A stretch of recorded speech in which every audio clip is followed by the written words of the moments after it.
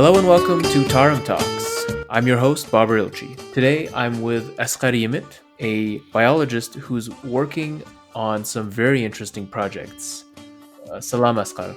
Assalomu alaykum Boburukam. Assalomu alaykum har qaysi anglayotgan qarindoshlar, Uyg'ur qarindoshlar, yaxshimisizlar? Can you just introduce yourself in one or two sentences? Tell us what you do. So my name is Askar Yimit. I originally came from Humol in East Turkestan.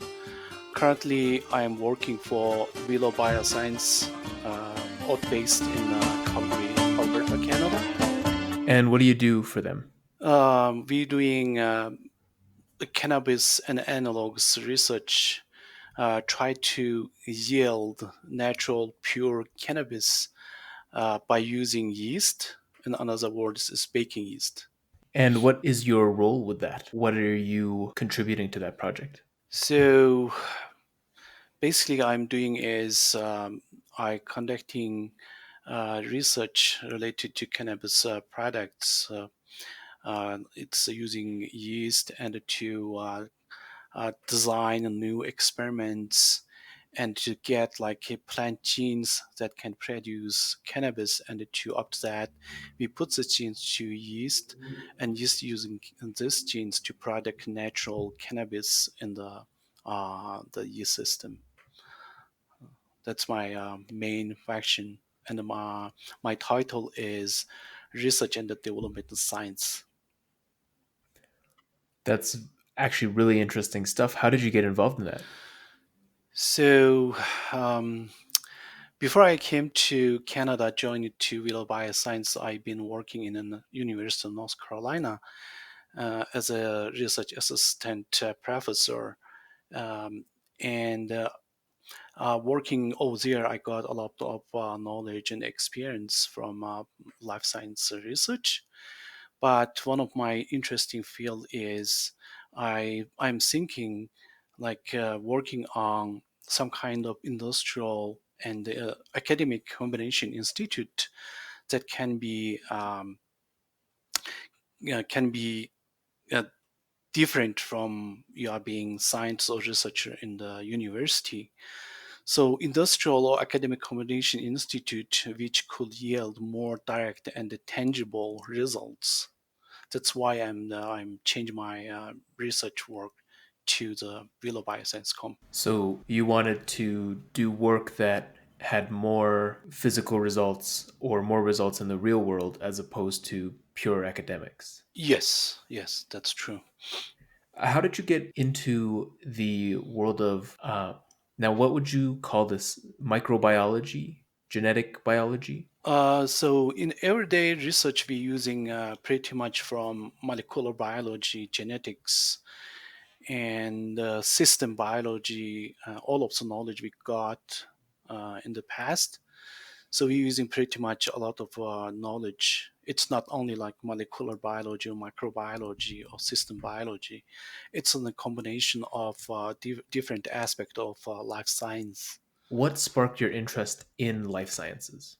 Since my time in the middle school, I'm interested in some of the fundamental biological questions, such as how long a person or people life be, why some of the people can get diseases like cancer, diabetes, or hypertension, and but some of the people didn't. So I'm like interested in this kind of fundamental problem, like questions.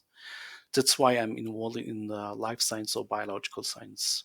And when you were in middle school, what sparked that interest?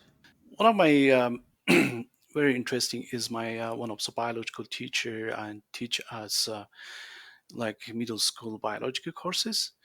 She always like encourage us like to interest in the natural world and different kind of life events, and she always telling some kind of interesting story about the natural world, and this and her classes and inspired me to involve it in the biological field in my later career. It sounds like you had a really good teacher back in middle school. Yes, yes. Would you be willing to talk a little bit more about your experience in middle school, high school, and university? What set you on your path? Yeah, so Yeah, I would like to start it, with my after like my bachelor degree. So I finished my bachelor degree in Shanghai, one of the university called East China Normal University.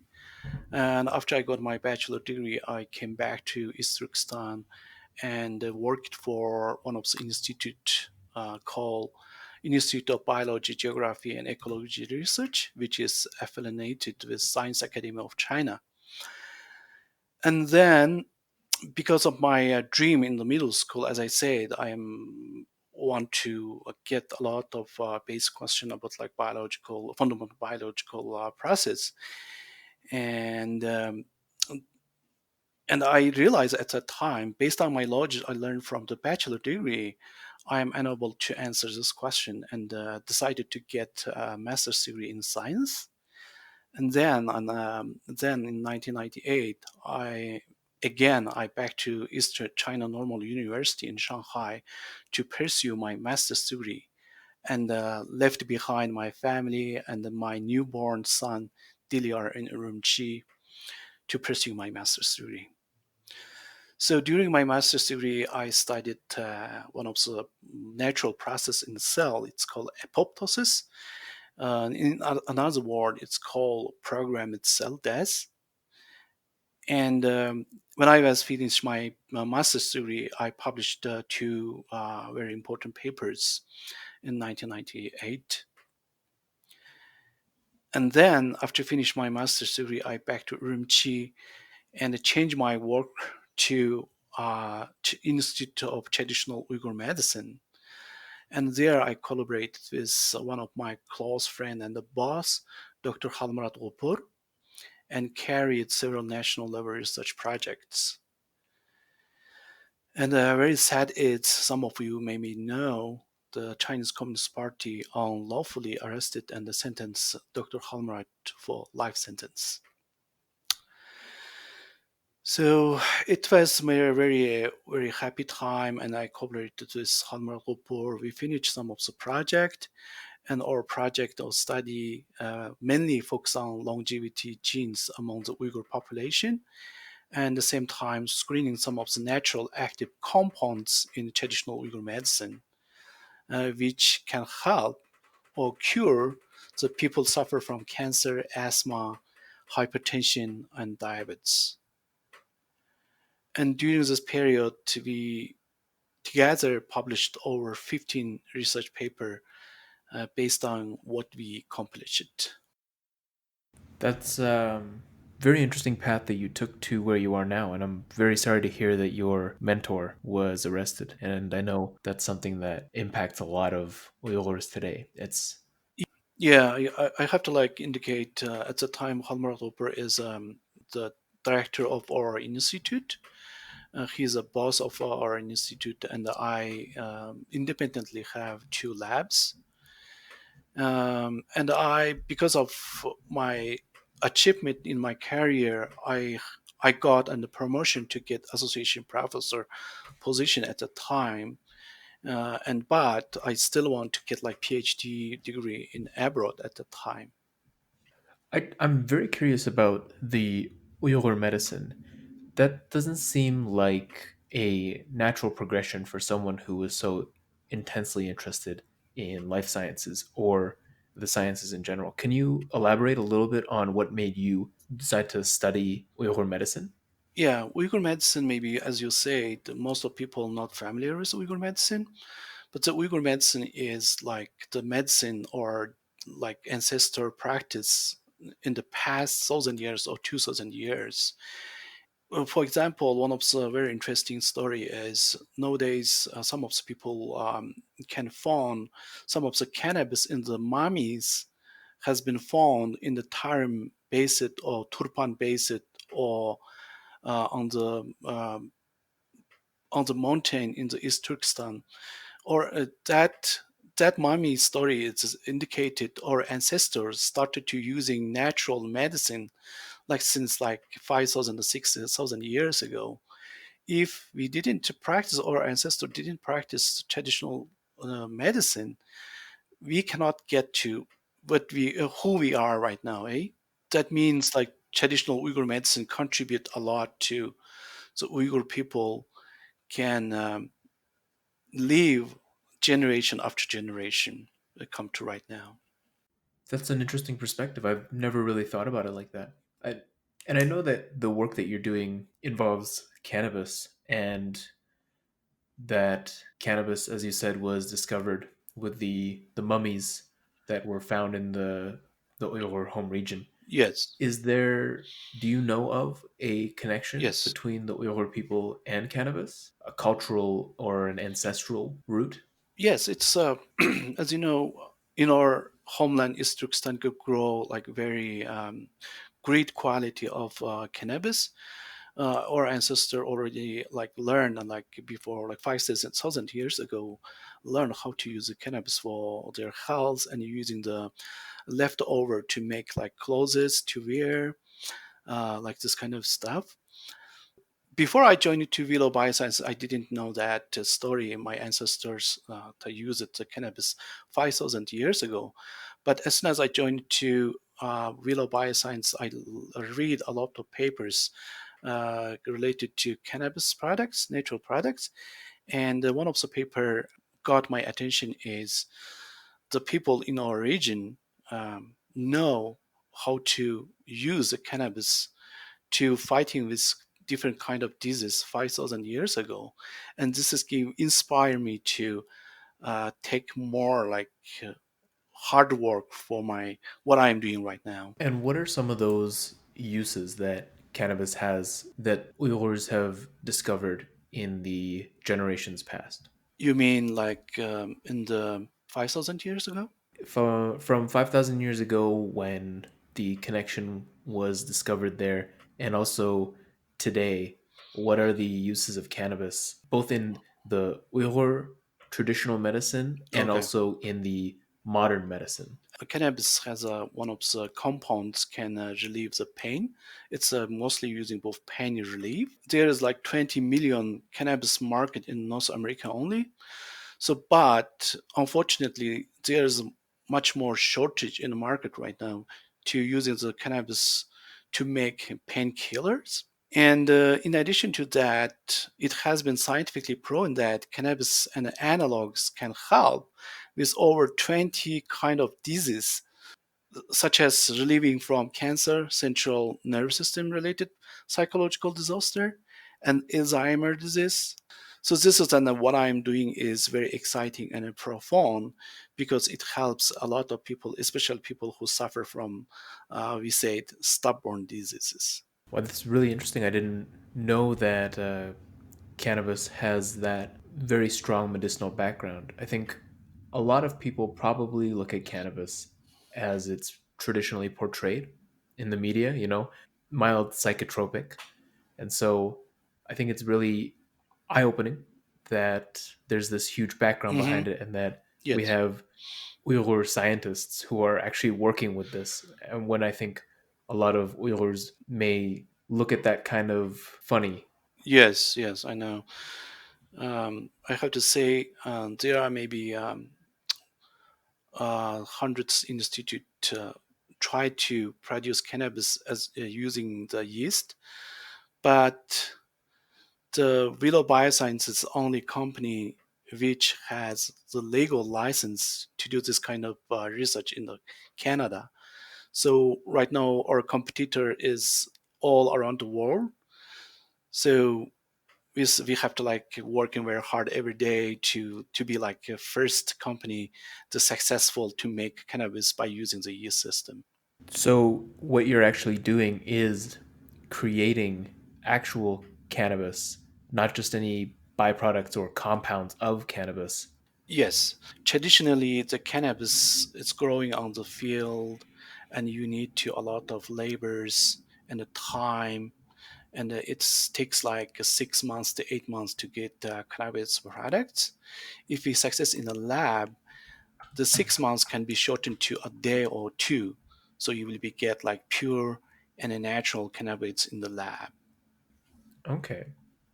So, I just want to circle back a little bit and ask you, have you ever received any comments or criticism or feedback from the Uyghur community about working with cannabis, especially considering how controversial it could be in the Uyghur Yes. community? Yes, I am. Before I joined to Willow Bioscience, after I got like the job offer, I was thinking maybe some of the Uyghur community maybe misunderstood my future research about like cannabis, and I think, and I doing a lot of research and read a lot of papers. After learn like cannabis can cure, as I said, over 20 kinds of diseases, and I think, oh, that research will be very interesting to do. And I just decided to get this offer, accept this offer. Yeah, still there are some of the people maybe misunderstood what is the cannabis, and the cannabis maybe it's just related to drug, or maybe Askar's doing the wrong thing, something like that. But I can tell this kind of story is wrong. As I say, the cannabis is a very useful compounds, natural compounds, and to help people to relieve from pain, and as well as some of the stubborn diseases like cancer and central nerve disaster. So when you say cure, do you mean completely, or is it an effective treatment program to minimize its effects or anything? So yeah, some of the like there's different kind of research papers showing.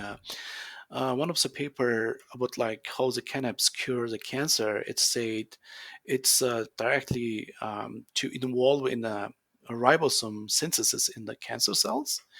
And if you taking a little bit medical cannabis, it's interfere the protein synthesis process in the cancer cells to get the approach to the kill all of the cancers in our body. Some of the science paper already proven that kind of process. Well, that's really interesting. I definitely did not know that at all. Yeah, Yeah. and just moving back to comment on the Uyghur community at large, I think it's really important to educate as well, because there's so many misconceptions about what you're doing and the nature of cannabis. And so when someone that they know and is in their community, an Uyghur, is working with this stuff, I think it really lends you a hand of credibility with them to educate on what the purpose of your research is and Yes. what the benefits of your research can be. Yeah, it's a very like very important chance, and I'm working for Willow Bioscience. Before I joined to Willow Bioscience, as I said, I work it in the University of North Carolina. I already got a permanent job over there. Yeah, and after that, I thinking might be I back to Canada. This is my original country, and I supposed to be like contribute my knowledge and experience to Canadian life science research. So that's why, and made my decision to come back to Canada. Can you tell us a little bit about your time in North Carolina? What were you doing? I got my PhD degree in Queen's University in 2011. Then I moved to University of Toronto to follow my postdoctoral fellowship um, between 2011 to 2016. Um, I worked in University of Toronto, and I'm doing some of the DNA damage and repair related project.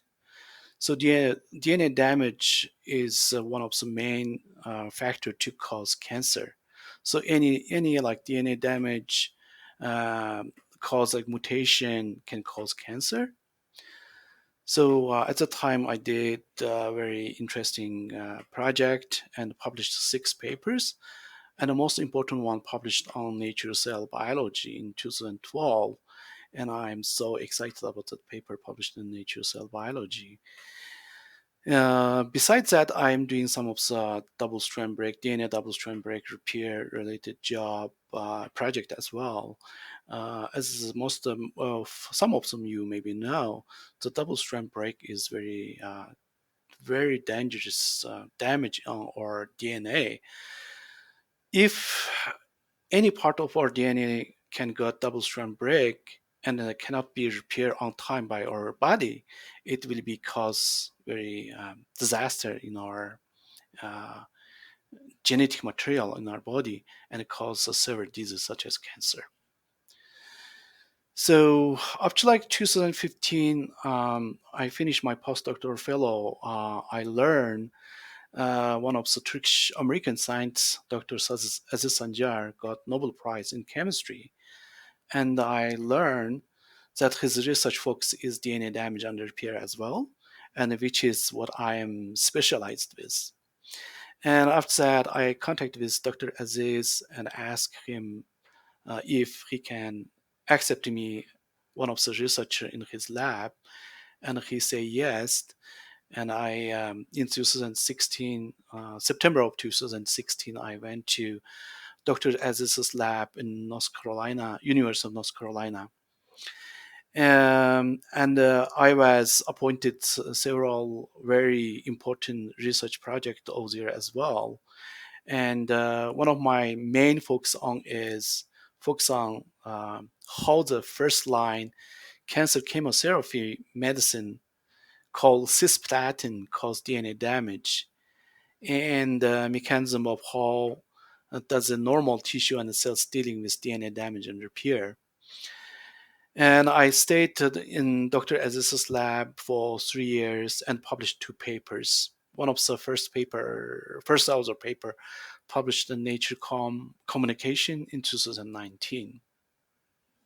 And one of the important things, like during his lab, I am not only learn how to conduct scientific research perfectly, but also learn how to become a great scientist from him. And what impressed me most is at the time, Dr. Aziz is over like 70 years old, and he's working over 10 years a day. And he has been like doing this for over 30 years. This is very impressive to me.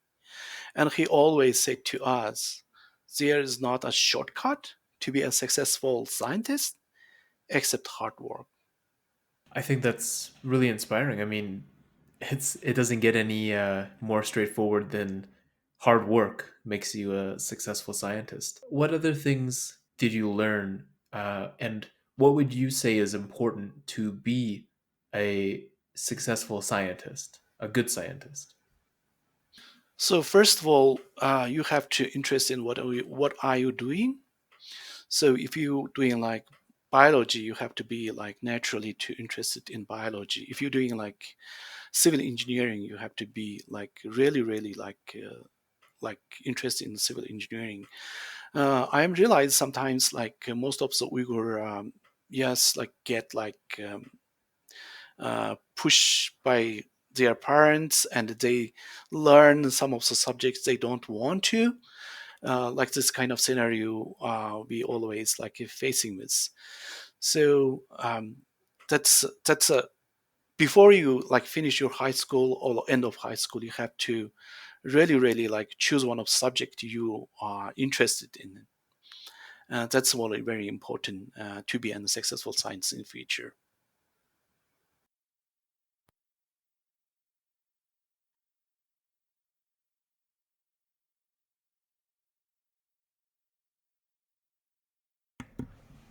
So let's shift gears a little bit, and then I just want to talk less about the research academic career side of things and more about uh, what shaped you to the person that you are. Um, what were your strongest influences? What influenced you to do what you do and be where you are? So you mean what kind of influence I get? Did I get Yeah, who influenced you or what influenced you? The strong things in your influence life to? that Yeah. shaped you to who you are. As I said, when I was kids, I pretty much enjoying the natural view of East Turkestan, and always like look at the sky and the stars, and I will always like amazing of the beautiful beauty of the natural world. And I always asking the question, why the beautiful nature is like, why is the natural, the world is that beautiful? Why the star is like kind of shining, and a kind of whole, like what's the border of the uh, universe, and this kind of subject come to my mind in my early age. So at the time, I don't know even like we have, in addition to moon and the sun, we have different kind of stars and planet in our universe. So at the time, I'm interested in two kind of subject. One of the geography, and another one is biology. And then when I was gotten to grade nine, and sometimes I heard about like our teachers giving some kind of bad story, and some of the nations, mainly and the Han Chinese, like discriminate Uyghur people, say, "Oh, you guys just know how to dancing and singing. You guys don't have real scientific natural scientists." And this is giving me a little bit like angry, and to give me one of some inspiration, and I have to like fight this kind of discrimination coming from other nations, and to willing to becoming one of the science in Uyghur, and this is giving me motivation and to follow my life science career in the future. It's really interesting to see how that natural curiosity when you were a child about the world, the order of the world, the physics, the biology of it all, really, it seems like you took a very natural path from when you were a child to what you're doing today. Uh, like you Yes, were meant to do this stuff almost. and what very important is during my high school or my first year or second year of university in East Turkestan. I saw a lot of Uyghur people suffering from cancer. And then the cancer, of course, some of them caused by genetically, or some of them caused by some kind of nuclear bomb test in our region. So I cannot, like I saw, like in my some of my close friends all suffering from cancer and passed away. That one very influenced me, and becoming one of the life science too. At the time, I say I believe we find one of the cure for cancer, and so it's very naive, like thinking, eh? But I don't know how is the complex of cancer at the time, and what's the cause of cancer. But I only know it's maybe, oh, there is like if you study life science or biology to becoming doctor or something, you will be fine on one of the cure way, the way to cure cancer or stubborn, some of the stubborn diseases I listed in the above, like hypertension or diabetes, like asthma, this kind of disease. Yeah. Tell me someone that inspires you, someone that you think of when you think of successful. At that, like, so until to like my university time, like third year or fourth year of university, I didn't get much influence on my research. So, so at the time, I just like doing. I was doing like what I'm supposed to do, just to finish my homework and study my every subject I learn in the classroom, like that. And as soon as I learn deeply, I know who is like the first person to discover the DNA double strand, uh, like Watson Crick, like Dr. Watson and Crick, like this kind of person. And after I learned this kind of person, oh, I just amazing, oh, how great they are. And just this kind of persons, people's great scientist story, and it inspired me a lot. But in my whole like life science career so far, I said Dr. Aziz Sanjar uh, affected me a lot, inspired me a lot. Yeah, from what you were saying before, it seems like Dr. Aziz really had an impact on you, and you learned a lot from him. What is your vision for the future? As a life science researcher, I always have a dream and to do and discovery and created something and first and uh, to help people to like relieve from disease suffering, uh, this kind of stuff. This is my dream. I always like study very hard and working hard to be a person to create one of the new things first, and that's my dream.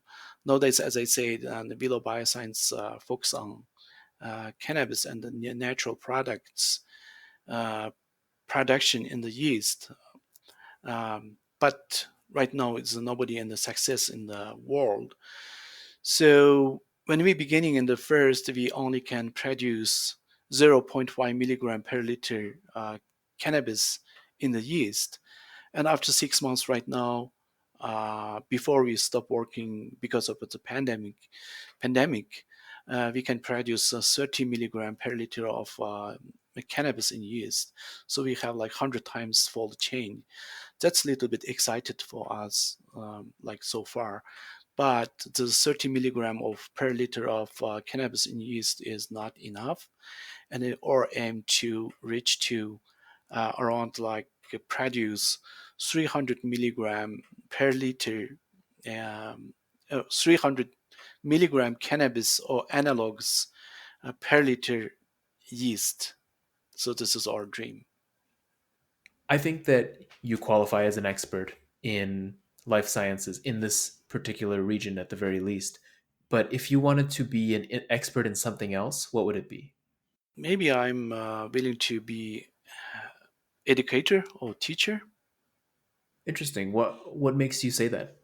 because especially for our Uyghur young generation, we need to like very we need to educate them how to love the Uyghur people, their own nation, how to be becoming like the science in the future. So that needs very good person or good professional teachers to giving the young generation good lesson or giving the introduction how they can achieve their subject or dream, and like this kind of like they need to somebody to introduce to like to give them good good example to becoming in the success in their future.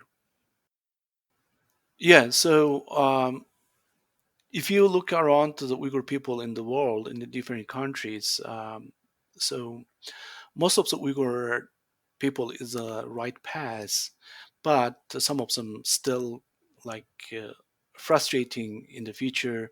What they're going to do in the future, what they supposed to be to do in the condition of Uyghur people and suffering a lot in this kind of condition, and they are need to somebody to uh, giving them one of the right uh, induction to how to becoming good like scientist and for their nation or for the human. Yeah, I think that's fair, and it's really nice to hear that you would want to be an educator if you weren't in your current path right now.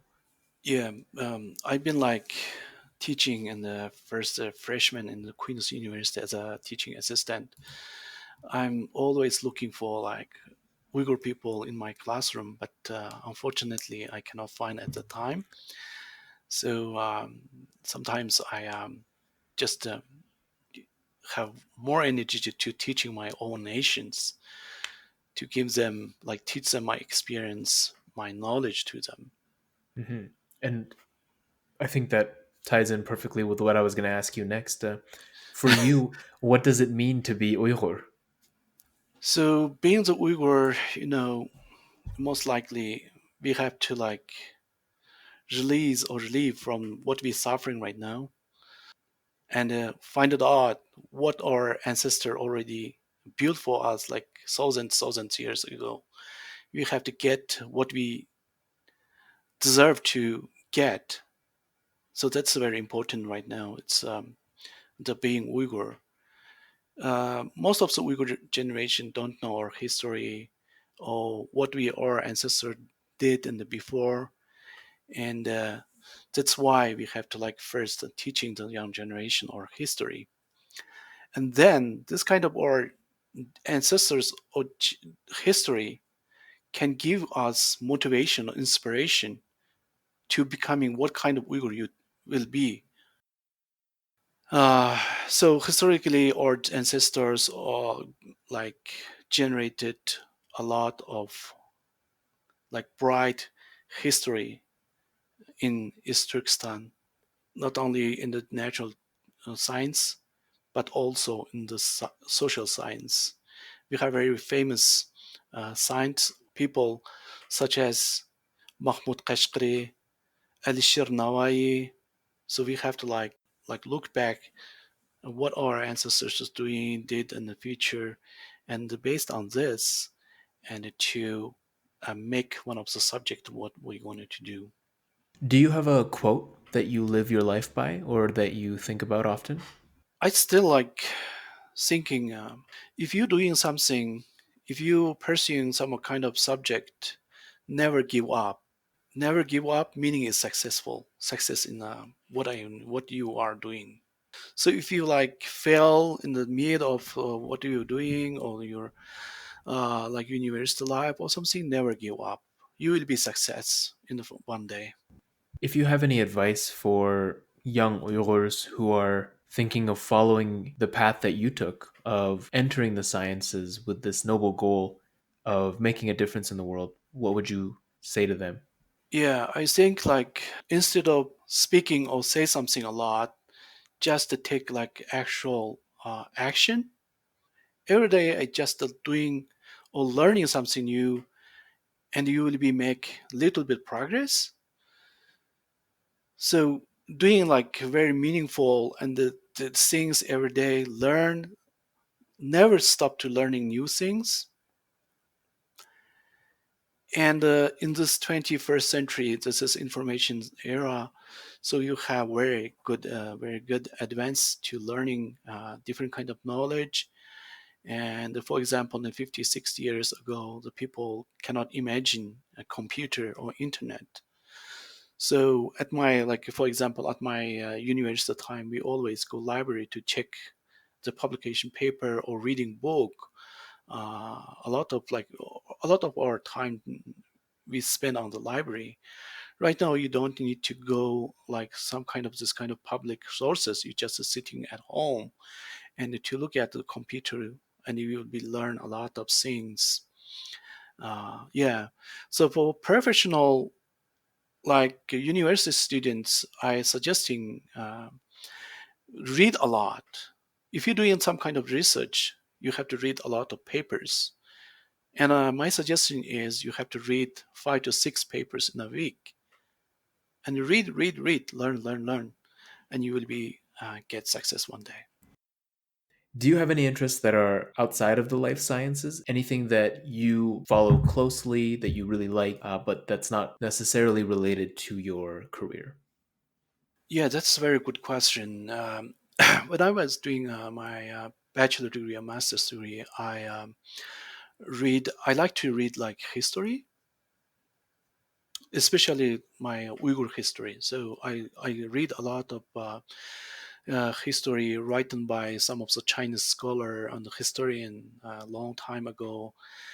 In that way, I learn the Uyghur history, and so, until to know, like I read a lot of like history about Uyghurs.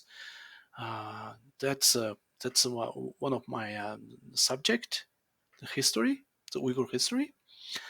And besides that, I am still like I am very interested in doing some kind of sports and activity, and I always like teaching or asking my two sons doing some kind of sports and on like professional or unprofessional way, because doing sports or activity always like giving you very strong, and not only very strong like a physical body, but give you very healthy mental health. So that's why whenever I going, I always like doing some kind of sports beside my research. So, for example, doing swimming, play volleyball, and play basketball with my son, and yeah, always doing this and the biking, this kind of stuff. And yeah, this is one of my suggestions giving to young generation. Yeah, I think that all makes sense. If somebody wanted to contact you, how would they reach you? So, do you have an email or a social media profile that people can connect with you and talk to you if they have any questions about your research or have any questions for you? Yeah, they can contact with me uh, with my email address. And we'll put it in the show notes. So, what we'll do is if people want to reach you when we release this episode, it'll be in the notes so that people can find your email pretty easily. Do you have any final words for the audience? Anything that you want to say? Yeah, thanks to all of the audience and to listen to our program, and thanks for Babur to having me in this program. I hope everyone uh, stay safe and healthy in this pandemic. Yeah, these times are very And challenging for everyone and definitely a unique situation yes, that yes, many of us have never experienced before. yes, yes, it's true. Askar, is there anything that I should have asked you or that you wanted to talk about, but you didn't get a chance? No, I think so, that's all. Thank you for coming on, and I really appreciate that you took the time to talk to me and to talk to the audience and share your work, your research, how you got here, and your life philosophy. So I just wanted to thank you there. Yeah, thank you having me in this program as well. Of course. And so we'll include your email in the show notes or some other way so that if people are curious, they can have a way to contact you. And yeah, thank you very much and Yeah, have a good night.